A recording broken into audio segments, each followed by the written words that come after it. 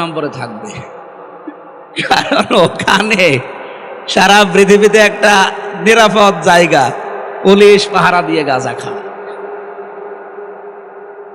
আমি সারা পৃথিবীর কথাই বলছি, এমন কোন জায়গা নেই যেখানে পুলিশ পাহারা দিয়ে গাঁজা খাওয়ায়, কিন্তু বাংলাদেশে কুষ্টিয়ায় লালনের মাজারে পুলিশ এই যে ভাইরা পাহারা দেয়, বলে খা আমরা আসি, কেউ কিছু বলবে না। প্রকাশ্য সেজদা দেয় কবরে। আমাদের হাত পা বাঁধা ছিল এতদিন, ওখানকার সভাপতি, কবরের সভাপতি মাজারের লালনের হানিফ সাহেব, ও আল্লাহর ওলি যেরকম সেই রকম জায়গা সভাপতি। সেক্রেটারি হচ্ছে ওই জেলার, যিনি আওয়ামী লীগের সেক্রেটারি তিনি। বলেন তো, এইরকম মানুষ যদি সভাপতি সেক্রেটারি থাকে, সেখানে আপনি কথা বলতে পারবেন? কথা বলার আগেই তো চার দেওয়ালের মাঝে চলে যাবেন। হালকা পাতলা কিছু বলেছিলাম, এই জন্য বলেছিল পিসকে হুজুর যেন বাইরে না থাকে। একবারে আমার জীবন থেকে 3টা বছর ওরা কেড়ে নিয়েছে।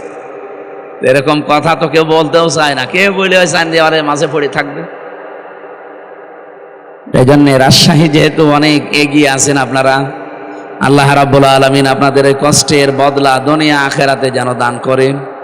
এ বিষয়ে কোনো মত পার্থক্য কেউ যেন না করেন যে না, দিন কায়েমের দায়িত্ব, ইসলাম প্রতিষ্ঠার দায়িত্ব শুধুমাত্র প্রশাসনের না, শুধু জামাত ইসলামের না, শুধু বিএনপির লোকের না, সবার। মানুষ আপনি দাবি করছেন আল্লাহর বান্দা, আপনার প্রথম কাজই হবে এইটা। আল্লাহর বিধান কায়েম না হলে, সত্যি কথা বলছি, এমন এমন জায়গা আছে সেখানে সুবহানাল্লাহ পড়ে মাপ পাওয়া যাবে না। কথা বুঝতেছেন? আমি ওনাদের নাম ধরে বলছি। এই যে প্রশাসনে যেই কয়টা এখানে বসে আছে, এনাদের ওপরে যেই কয়টা এই জেলা চালায়, ওসি সাহেব থেকে টিওনো থেকে শুরু করে এসপি সাহেব থেকে এর উপরে আরো যারা আছে, বিভাগীয় কমিশনার পর্যন্ত, আমার এই গাড়িটাকে এখান থেকে কুষ্টিয়া পর্যন্ত 150 কিলো পথ। এ রাস্তায় যেতে রাতের বেলা কমপক্ষে 3-4 জায়গায় ওনারা ধরবে। দোষ ওনাদের না, ওনারা পাহারা দিচ্ছে। নবীজি জানিয়েছেন 2টা চোখ কিয়ামতে জাহান্নামের আগুনে এক জায়গায় হবে না। একটা হচ্ছে রাতের বেলা যারা আল্লাহর ভয়ে কাঁদে, 2 নাম্বার যারা জানমাল ইজ্জত আবরু হেফাজতের জন্য রাত জেগে থাকে, তাদের ভেতর ওনাদের চোখ আছে। এই জন্য প্রশাসনে যারা চাকরি করেন নিজেকে ছোট মনে করবেন না, আপনি অনেক বড় কাজে আছেন। আর আপনি মনে করবেন আমি 24 ঘন্টায় ইবাদতে আছি। বাংলাদেশে শুধু একটাই দায়িত্ব যেটা 24 ঘন্টা পালন করা লাগে। অন্যান্য যারা চাকরি বাকরি করে আমরা, তাদের সর্বোচ্চ দায়িত্ব কয় ঘন্টা? 8 ঘন্টা বলেন। আর ওনাদের 24 ঘন্টায় ডিউটি। আমার দোলা ভাই আছে তো, আমার বাবাও ছিল, কিন্তু এখন আর নেই। আমি দেখেছি এই মানুষগুলোর দায়িত্ব শুধুমাত্র 8 ঘন্টা, আমাদের মতো না। ওনাদের দায়িত্ব 24 ঘন্টায়। যেহেতু একটা মহান পেশায় আপনারা আছেন, এটা সারা দুনিয়ায় ছড়াচ্ছে, বিশেষ করে সারা বাংলাদেশে যাচ্ছে। আপনারা যারা প্রশাসনে আছেন, বিডিআর বলেন, আর্মি বলেন, পুলিশ বলেন, নিজেদেরকে ছোট মনে করবেন না। অনেক বড় কাজে আছেন, কিন্তু কাজটা সঠিকভাবে করা লাগবে। কিছু কোলাঙ্গার অফিসারের কারণে এই পোশাকটার বদনাম হয়ে গেছে। এখন মানুষ শুধু ওইদিকে তাকালে অন্য নজরে তাকায় না, দোষ ওনাদের না। ওনারা আমার গাড়িটা আটকালে রাতের বেলা হয়তো 200, 500, 1000 টাকা আমি দেয় যে ভাই চা খাবে। এই টাকাতে উপরে যারা আল্লাহর ওলি বসে আছে তারা ভাগ পায়। তো এইটা বন্ধ করার জন্য কি সুবহানাল্লাহ পড়লে হবে? বলেন। এই জেলাটা কন্ট্রোল করে এসপি সাহেব, এই বিভাগটা কন্ট্রোল করে কমিশনার। এই মানুষগুলো যখন সত্যি ওমরের মতো হবে, এই মানুষগুলো তখন ওমরের ভিত্ত হবে। আমরা তো ওই রকম প্রশাসন তৈরি করতে চাই। কি কথা বলেন না কেন? কারণ এই যে পুলিশ, এই পোশাক, এই পুলিশ বানিয়েছেই হযরত ওমর। কে? প্রশাসনের, বিশেষ করে পুলিশের এই বিভাগটা বানিয়েছে হযরত ওমর রাদিয়াল্লাহু তাআলা আনহু। ওনাদের যারা যত ভালো ভালো কাজ হবে, কিয়ামত পর্যন্ত ওমরের আমল নামায় এই সওয়াবগুলো যেতেই থাকবে। ওনাদের দ্বারা যদি কোনো উল্টাপাল্টা কাজ হয়, ওইগুলো হযরত ওমরের আমল নামায় যাওয়ার কথা। উনি কি ওনাদের ওই খারাপ কাজ করতে বানিয়েছে জনগণের জান মাল ইজ্জত আবরু হেফাজতের জন্য। এই জন্যই তো চোখটা জাহান্নামে যাবে না। কত দামি জিনিস আপনি চিন্তা করতে পারেন যে ওনাদের চোখ জাহান্নামে যাবে না। খালি মানুষের এই জানমাল ইজ্জত আবরু হেফাজতের জন্য। আজ যদিও আইন শৃঙ্খলা এই সপ্তাহখানিক অবনতি হয়ে গেছে, কারা করছে এগুলো তাও আমরা জানি। গতকালকে আমি নাটোরের পাশের জেলা এসপি সাহেবের সাথে এবং এসপির সাথে দেখা করেছিলাম, কথা বলছিলাম তাদের সাথে যে এই যে দৃশ্যগুলো এখন অবনতি, বলছে এগুলো হচ্ছে কেন, কারা করছে আমরাও জানি। সুতরাং যারা করছেন তারা থামবেন, কার উস্কানিতে এগুলো করছেন আমরা কিন্তু জানি, কারো উস্কানিতে পা দেবেন না। গোপালগঞ্জের মানুষের দিকে তাকান, পেছনে কিরম লাল হয়েছিল দেখেছিল, সেই পুলিশ এখনো আছে, সেই প্রশাসন, সেই আর্মি এখনো নেই, কথা বলেন না কেন? আবার কারো উস্কানিতে পা দিয়ে উল্টাপাল্টা কিছু করবেন, একবার যদি ওনাদের হাতে পড়েন না, ওই হাতে লাঠি না ওঠা, ওটা তরমুজ, একটা দিলে বাপ বলারও সময় পাবেন না। এই জন্য আমরা আশা করব কারো উস্কানিতে যেন আমরা পা না দেই। দেশটা বেশ ভালোই সামনে এগিয়ে যাচ্ছে, আরো এগিয়ে যাবে ইনশাআল্লাহ। আরো আমার যতটুকু বাস্তবতা এগিয়ে যেত, কিন্তু আল্লাহর ওলি যাওয়ার সময় 14টা ব্রিফকেস নিয়ে গেছে। কি পাইলটকে বলেছিল যে ব্রিফকেস গুলো উঠেছে, বলছে জি ম্যাডাম চলো, আর একটা কথা বলেনি। অন্তত কাওয়া কাকুকে তো বলতে পারতো যে কাওয়া চলে গেলাম, তাও বলেন। আমার নাম্বারটা জোগাড় করে বলতে পারতো না যে হামজা 3 বছর জেল খাটালাম, আমি চলে যাচ্ছি, দোয়া করো, তাও বলেন। চলে গেল চুরি করে। যাওয়ার সময় কি ছাই আর মাটি নিয়ে গেছে? কি নিয়ে গেছে? এই কারণেই তো আমরা এখন ঋণী।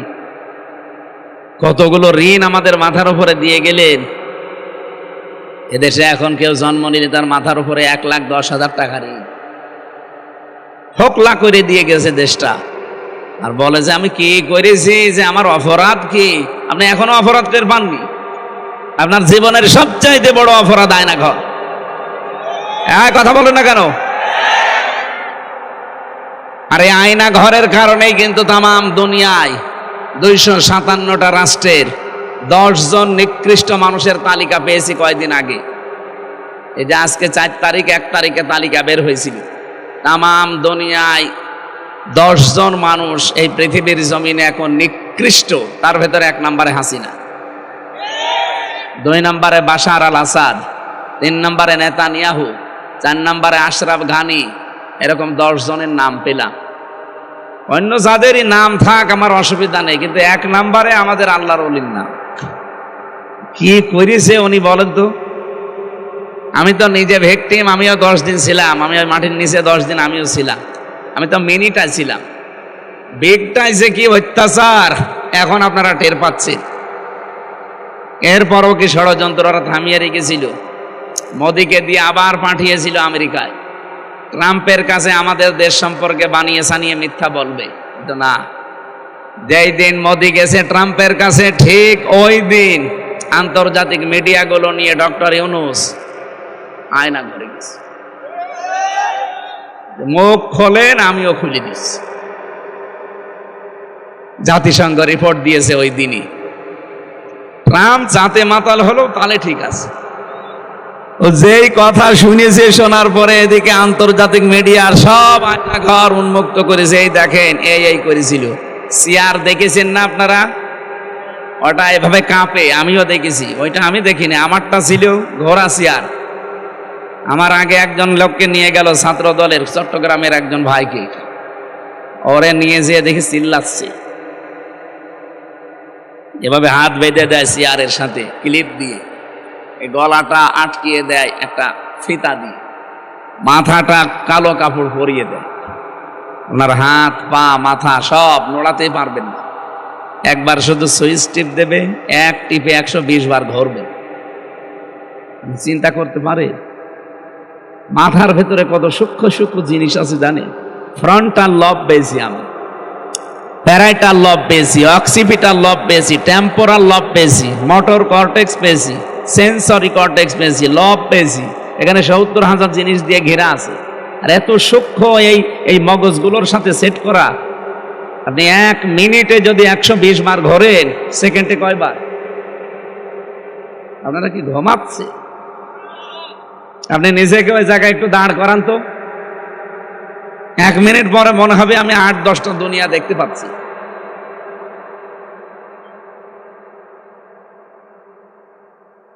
এরকম একটা মেশিন নিয়ে আসলো আমার এই নখ তোলার জন্য, বলছে নখ তোলা হবে।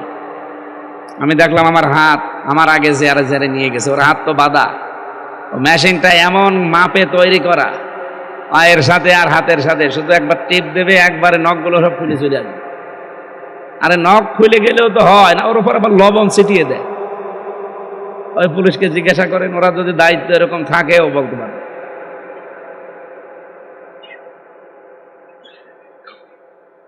এখনো পর্যন্ত আমি দেখি অনেকে জালেমের সাফাই গায়। আপনি মানুষ না জানোয়ার? আপনি আপনারে তো উপরে কিছু যায়নি, আপনি টের পাননি।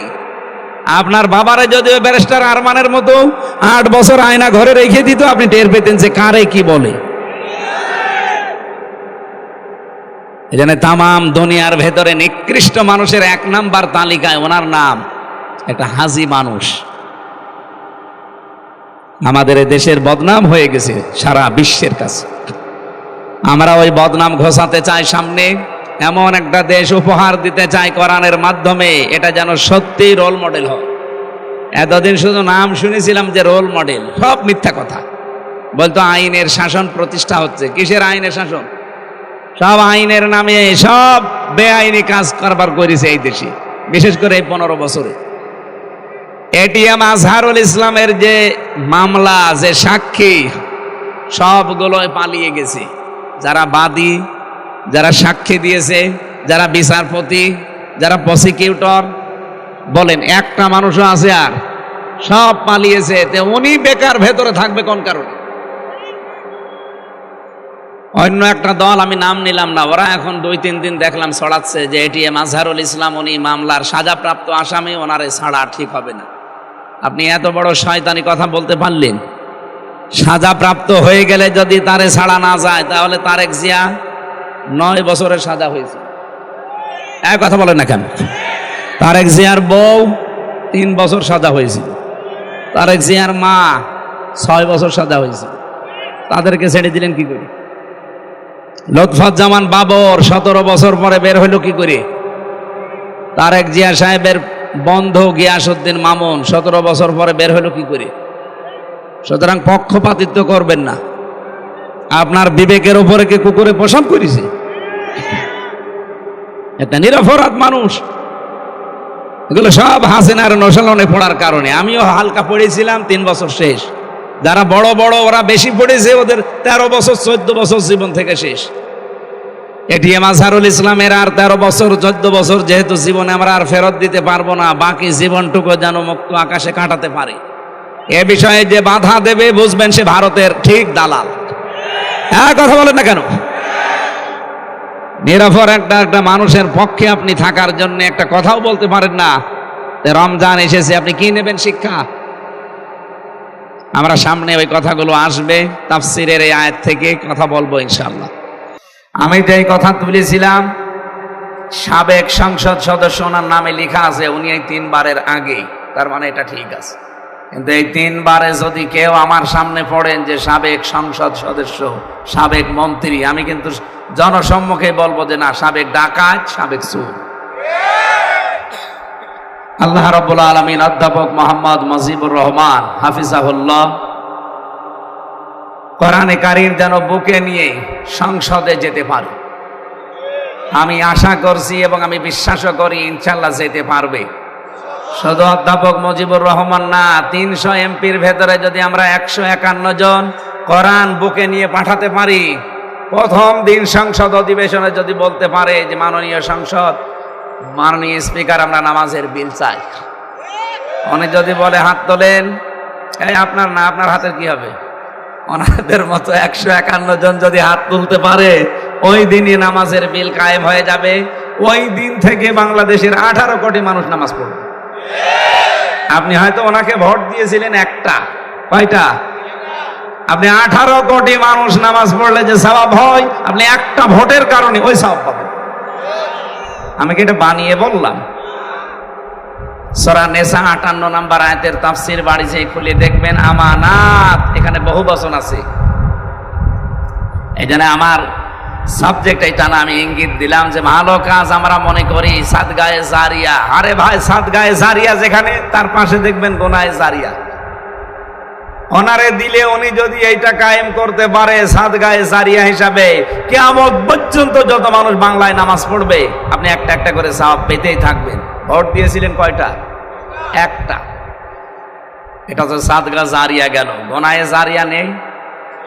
কথা বলে, আপনি ওনার মতো মানুষ বাদ দিয়ে আর একজনকে দিলেন যে ডাইল খায়, নাকি এলাকায় ডাইল খন নেই?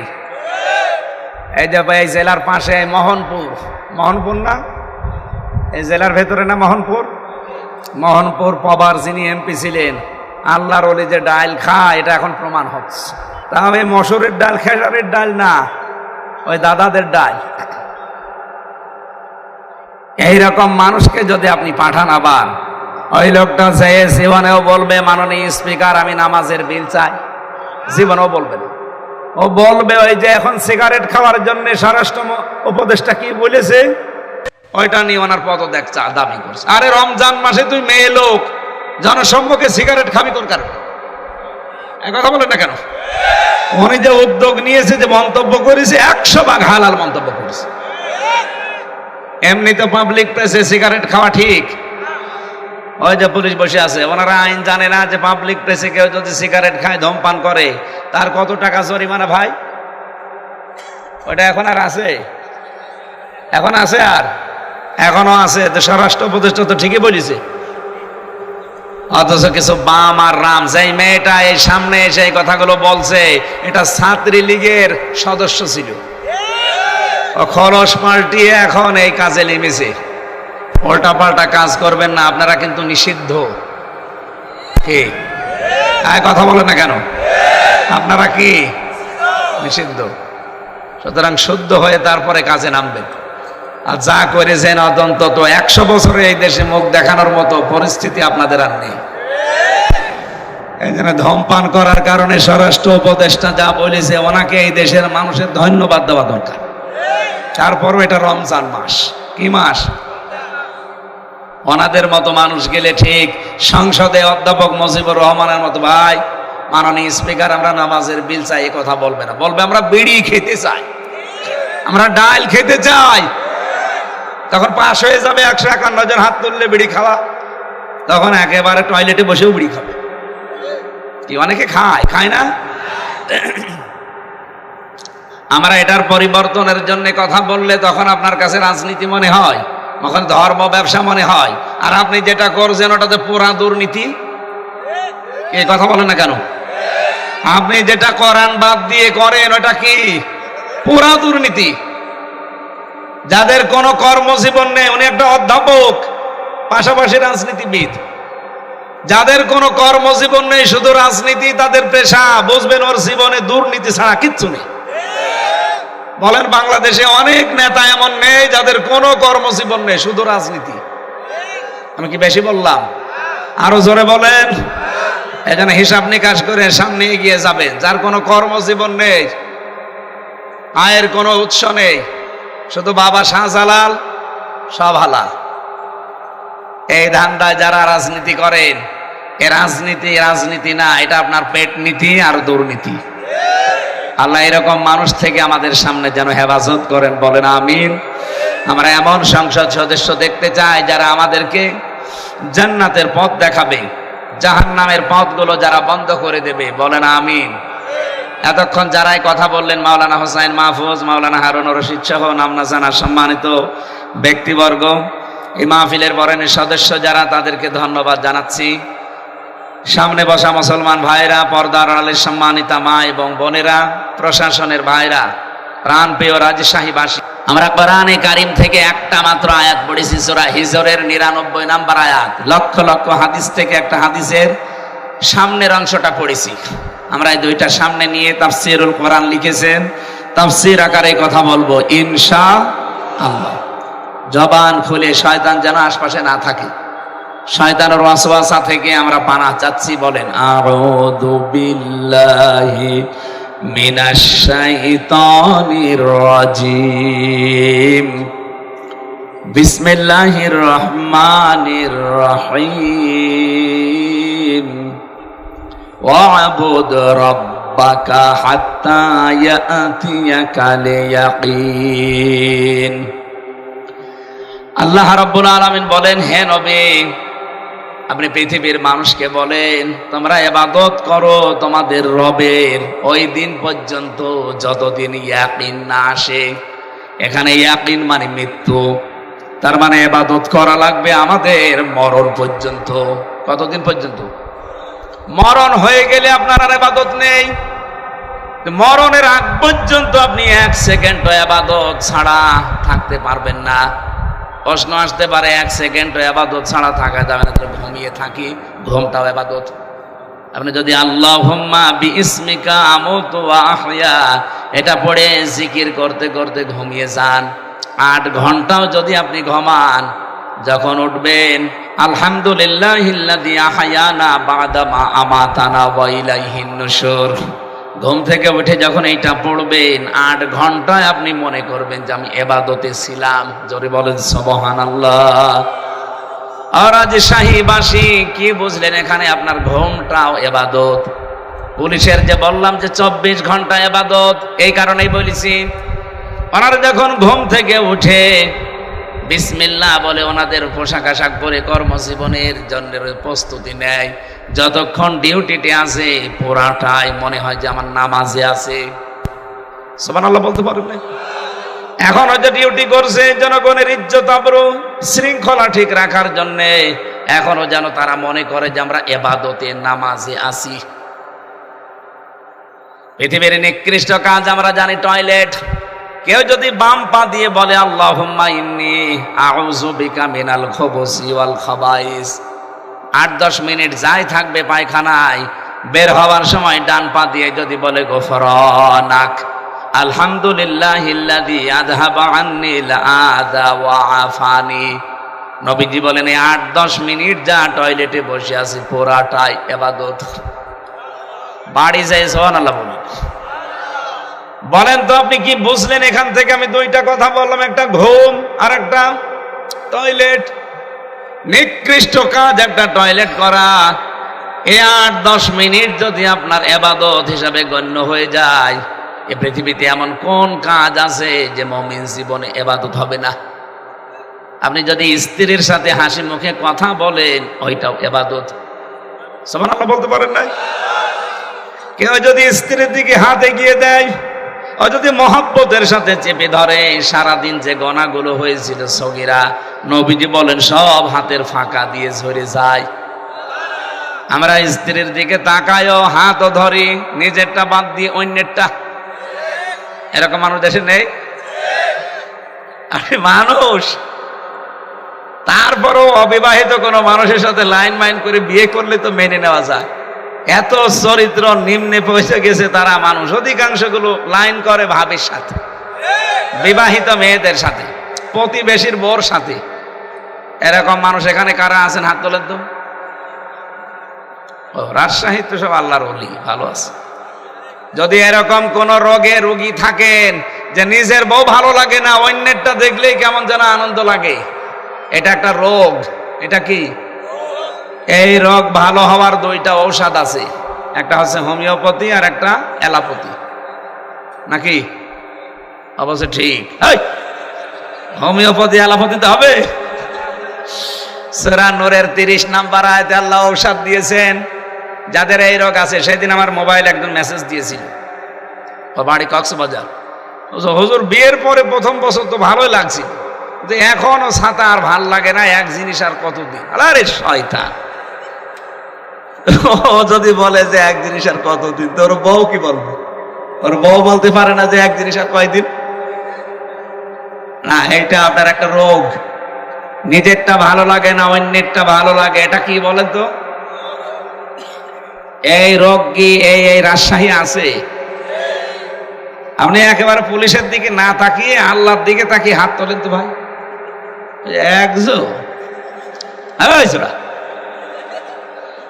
না, যাই 2জন হাত তুলেছে মনে হচ্ছে বিবাহিত, চরিত্র তো খুব খারাপ। হ্যাঁ পুলিশ ভাই, এই 2জনে ধরে নিয়ে যাবেন তো।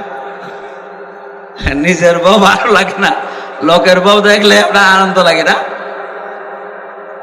ওরা দুইজন সহ আমরা যারা আল্লাহর ওলি বসে আছি, আমাদের ভেতরে যদি এরকম শয়তান ওয়াসওয়াসা দেয়, যেহেতু শয়তান এখন বাধা আছে রমজানে, রমজান মাসে কি শয়তান বাধা আছে, অন্তত ওই চিন্তা আমাদের নেই। তারপরেও যদি মুখে উকি ঝুঁকি মারে, প্রথম ঔষধ কুল্লিল মুমিনিনা ইয়াগুদ্দু মিন আবসারিহিম ওয়া ইয়াহফাযু ফুরুজাহুম যালিকা আযকা লাহুম। আল্লাহ পাক বলেন, নবী আপনি মুমিন পুরুষদেরকে বলেন তারা যদি পরনারী দেখে সঙ্গে সঙ্গে যেন চোখ নিচের দিকে করে। 2 নম্বরে তাদের লজ্জা স্থান যেন তারা হেফাজত করে, এইটাই পবিত্রতম পন্থা।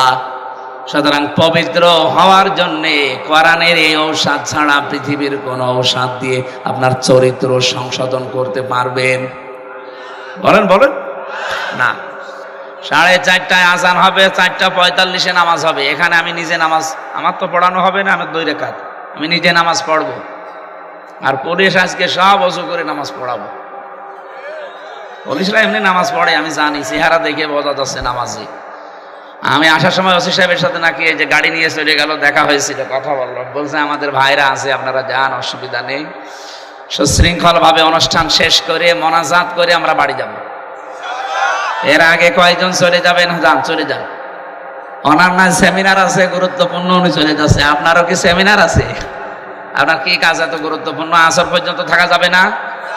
এই আয়াতের মূল শিক্ষাগুলো আমি 7টা বের করেছি, আমরা আজকে এখান থেকে বের করে বাড়ি নিয়ে যাব।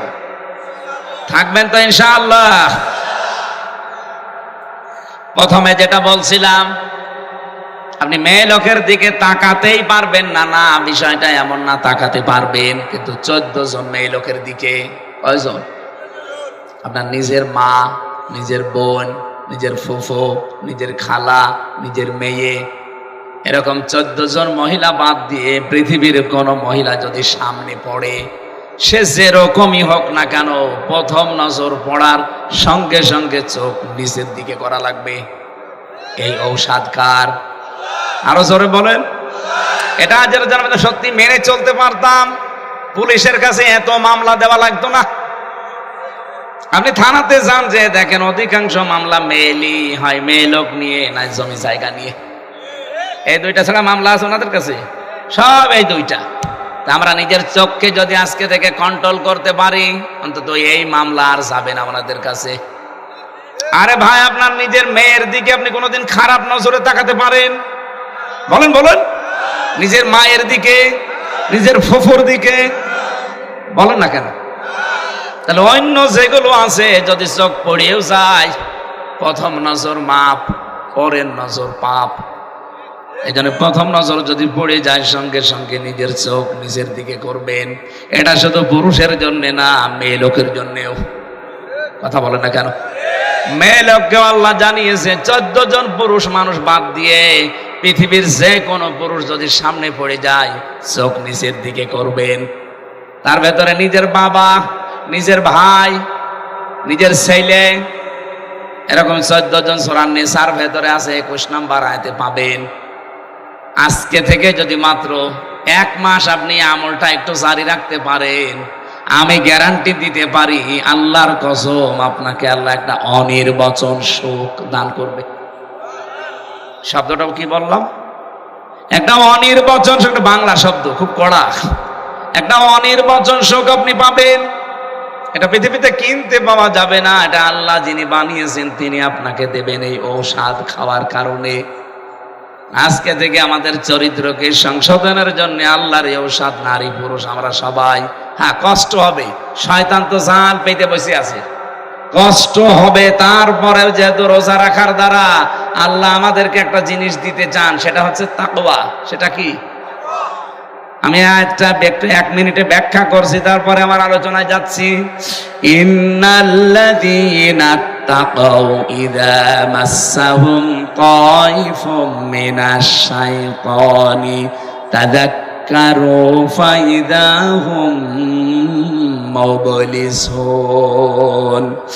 সূরা আরাফের 102 নম্বর আয়াতে আল্লাহ জানিয়েছেন, নিশ্চয় যারা তাকওয়া অবলম্বন করবে রমজানের রোজা রাখার দ্বারা, ইযা মাসসাহুম তাইফুম মিনাশ শাইতান, শয়তান যদি তাদেরকে ওয়াসওয়াসা দেয়, তাযাক্কারু, তাকওয়া থাকার কারণে সঙ্গে সঙ্গে তারা আল্লাহর কথা স্মরণ করবে, আল্লাহর আযাবের কথা, আল্লাহর নিয়ামতের কথা, আল্লাহর পুরস্কারের কথা, জান্নাত জাহান্নামের কথা, এগুলো স্মরণ করার সঙ্গে সঙ্গে ওই মানুষগুলো ওই অবাধ্য কাজ থেকে তারা নিজেদেরকে বিরত রাখবে। ফাইদা হুম মুবলিসুন, তাদের এই অন্তর্দৃষ্টি খুলে যাবে। চোখ কিন্তু দুইটা, ভেতরে একটা কাজ করছে, অন্তরের চোখ আর একটা চর্ম চোখ, এই দুইটাই যখন তার সামনে ওপেন হয়ে যাবে, খুলে যাবে, এই মানুষগুলো তখন সঙ্গে সঙ্গে এই মেয়ে লোকের দিকে তাকানোকে গণা মনে করে ফিরিয়ে নিয়ে আসবে চোখ। আরে ওষুধটা মাত্র 14 দিন থেকে 1 মাস আপনি খেতে থাকেন, আমল করতে থাকেন, আল্লাহর কসম আপনাকে আল্লাহ ওলি বানিয়ে দেবে। 2 নাম্বারটা আর একটু কড়া। আল্লাহ বলেন তাদের লজ্জাস্থানের হেফাজত করা লাগবে।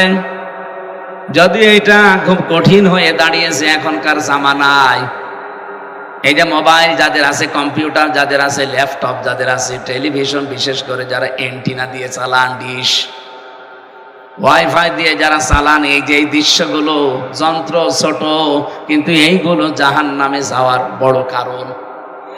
মানুষের লজ্জাস্থানকে, চরিত্রকে ধ্বংস করার জন্য এর চাইতে বড় মাধ্যম আর নেই। আর এগুলো ব্যবহার করে আপনি জান্নাতের দিকে এগিয়েও যেতে পারেন, আর এগুলোর অপব্যবহারের কারণে আপনি জাহান্নামও কিনে ফেলতে পারেন। ভারতের 36টা চ্যানেল আমাদের দেশে চলছে, কয়টা? 36টা। অথচ এই দেশের একটা চ্যানেলও ভারতে পাইনি আমি। আমার তো এমন কোন রাজ্য বাকি নেই ভারতে যে আমি যাইনি, প্রায় জায়গায় আমার ঘোরা আছে। না, ওখানে শুধু এটিএন বাংলা পেয়েছিলাম, তাও আংশিক। অথচ ওদের 36টা আমাদের দেশে চলছে। বলেন একটাও তো চরিত্র ভালো হওয়ার কোন চ্যানেল আছে? সব চরিত্র ধ্বংস করার। বলেন বলেন। রোজা রেখে আমি জানি অনেক নারী এবং পুরুষেরা, পুরুষেরটা আমি বাদ দিলাম, অনেক মেয়েরা ভারতের এই চ্যানেলগুলো ওরা অলরেডি বন্ধ করেছে, যে রোজার মাসে দেখবো না। আপনি যখন সিদ্ধান্ত নিয়েছেন মুসলমানদের মেয়েদের জন্য, বউদের জন্য, মাদের জন্য ভারতের একটা চ্যানেলও দেখা যায় নেই। কারণ কি করে সংসার ভাঙা লাগে, স্বামীর মনে দুঃখ দেওয়া লাগে, বউ শাশুড়ির ভেতরে দ্বন্দ্ব, এইটা ছাড়া কিচ্ছু নেই। এক কথা বলেন এখানে। এরকম কোন চকলখড়ি জিনিস মেয়েরা, মুসলমানরা দেখতে পারে? আপনারা দেখেন? আপনারা দেখেন? আমি জানি পুরুষ মানুষের সময় কই দেখে তো ওরা বসে বসে 12-13টা সিরিয়াল দেখে বসে বসে। একটা যদি না দেখতে পারে পরের দিন কাজা তোলে, নামাজের কাজা নেই, সিরিয়ালের কাজা তোলে। মাসলা যেহেতু মনে এসেছে বলে ফেলি, মা বোনেরা যারা এসেছেন বিভিন্ন জায়গায় বসে আছেন, রমজানের এই মাস যারা পেলেন, ফামাং শাহিদা মিনকুমুশ শাহরা ফালিয়াসুম, তোমাদের ভেতরে কেউ যদি রোজার মাস পায় সে যেন অবশ্যই রোজা রাখে। এ নির্দেশ কার? এখন মেয়েরা রোজা রাখতে চায় অনেকে, তার মা আর বাবা রাখতে দিতে চায় না। না, আমার ছোট মানুষ জাদু, আমার বাবু। আরে ভাই, আপনার মেয়ের উপরে আল্লাহর চাইতে আপনার দরদ কি বেশি নাকি? সে বীর্য থেকে শুরু করে এ পর্যন্ত বানিয়ে দিল, আর আপনার দরদ আল্লাহর চাইতে বেশি হয়ে গেল। আপনি ছোট বয়সে রাখতে বলছি না। যে সমস্ত মেয়েদের শরীর খারাপ হয়, এটা 10 বছরে হতে পারে, 12 বছরে হতে পারে, 15 বছরে হতে পারে। কথা বুঝতেছেন? আপনার না বুঝলেও অসুবিধা নেই, তারা বুঝলে হবে। সম্মানিত মা এবং বোনেরা, আপনাদের জন্য 1 মিনিট বলছি। যাদের 10, 12 বছর, 14 বছর, 15 বছরের শরীর খারাপ শুরু হয়, যখন শুরু হবে ওই সময়ের পর থেকে আপনার রোজা ফরজ, কারণ আপনি বালিকা হয়ে গেছেন। পুরুষের যখন স্বপ্নদোষ শুরু হয় 10 বছরে, 12 বছরে, 15 বছরে, যাই হোক, ওই দিন থেকে তার উপরে রোজা, নামাজ। বলেন বলেন। কিন্তু নামাজেরটা দেখেন, মেয়েদের শরীর খারাপ হলে নামাজ পড়া লাগে না, ওটা কাজাও করা লাগে না, মাপ। কিন্তু রমজানটা এরকম না। রোজা যদি কেউ 3টা, 5টা, 7টা, 10টা রাখতে না পারেন, কাজা হয়ে যায়। 11 মাস ধরে ওই 7টা রোজা, 10টা রোজা আপনাকে করে দেওয়া লাগবে। তাহলে রোজা কত বড় গুরুত্বপূর্ণ বিধান। খেলায় খেলায় নিজেও রাখেন না, মেয়েকেও রাখতে দেন না। না, এটা কাজ করবেন না, আপনি কিন্তু জবাব দিতে দিতে শেষ হয়ে যাবেন। অনেক দামি জিনিস রমজান। এটার দ্বারা 27টা শিক্ষা আল্লাহ আমাদেরকে দিতে চেয়েছিল, তার ভেতরে 1 নম্বরে তাকওয়া। কি বললাম? যারা তাকওয়া অবলম্বন করবে প্রথম নম্বর পুরস্কার। শয়তান যদি ধোঁকা দেয়ও আল্লাহ বলেন তাযাক্কারু, আল্লাহর কথা তখন তাদের অন্তরে আমি স্মরণ করে দেই। হয় জান্নাতের কথা নয়, জাহান্নামের কথা নয়, আযাবের কথা নয়, নিয়ামতের কথা নয়, পুরস্কারের কথা। এগুলো স্মরণ করার মাধ্যমে ওই মানুষগুলো গুনার কাছ থেকে ফিরে রাখার চেষ্টা চালায়, আর আমি তখন সাহায্য করি। বলেন সুবহানাল্লাহ।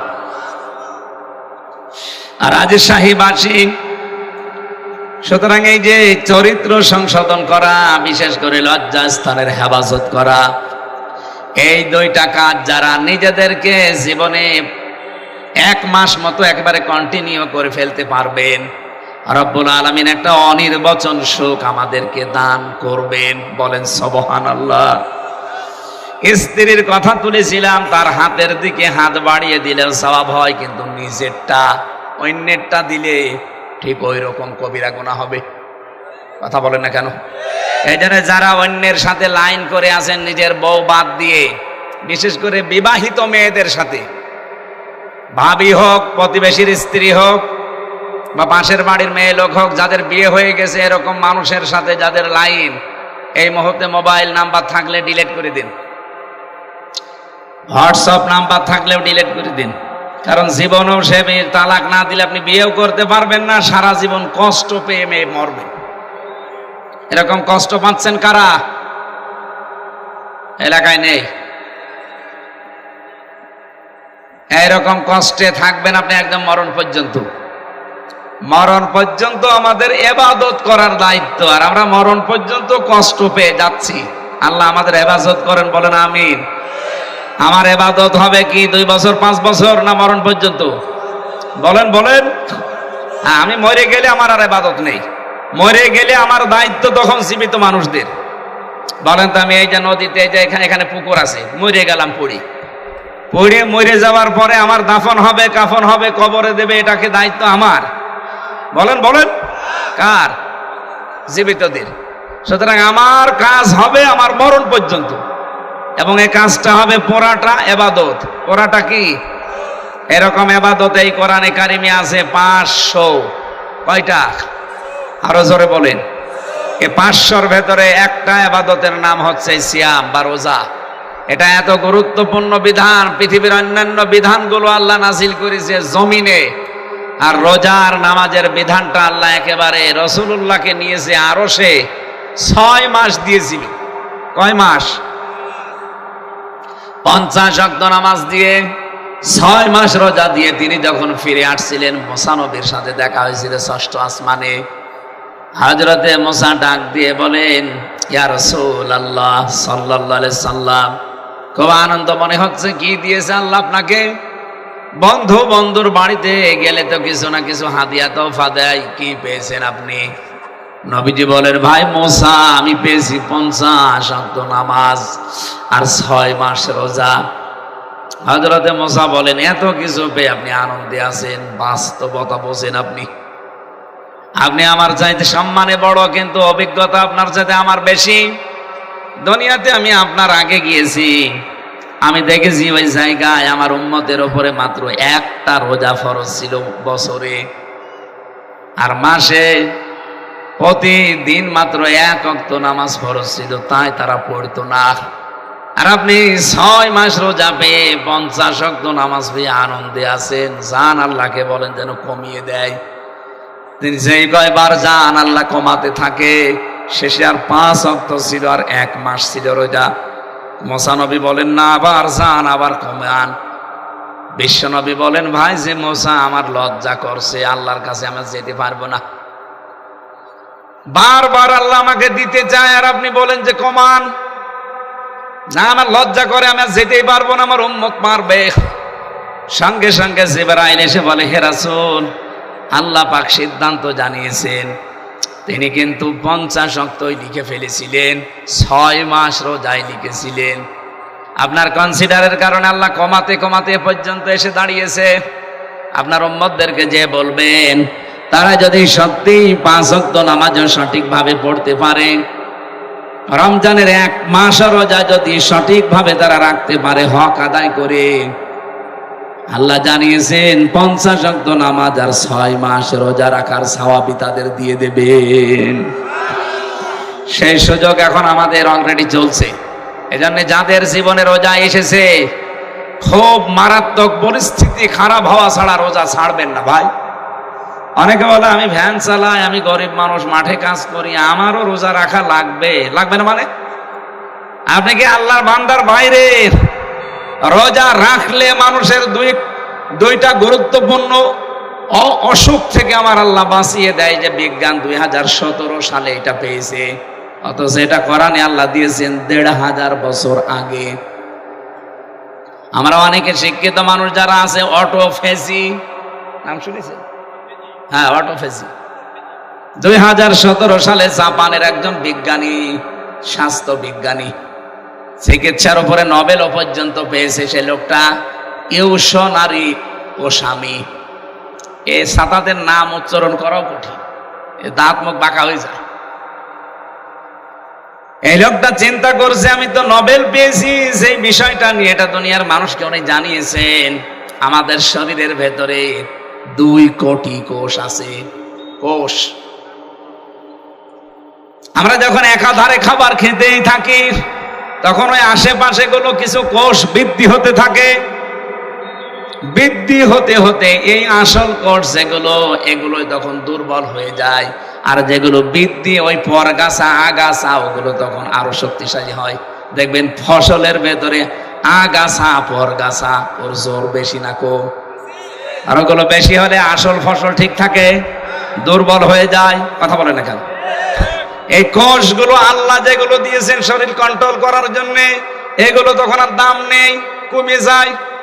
ওই পরগাছা অতিরিক্ত যেগুলো, ওগুলো এত শক্তিশালী হতে থাকে। উনি চিন্তা করলেন এটা কমানো যায় কি করে। 13 বছর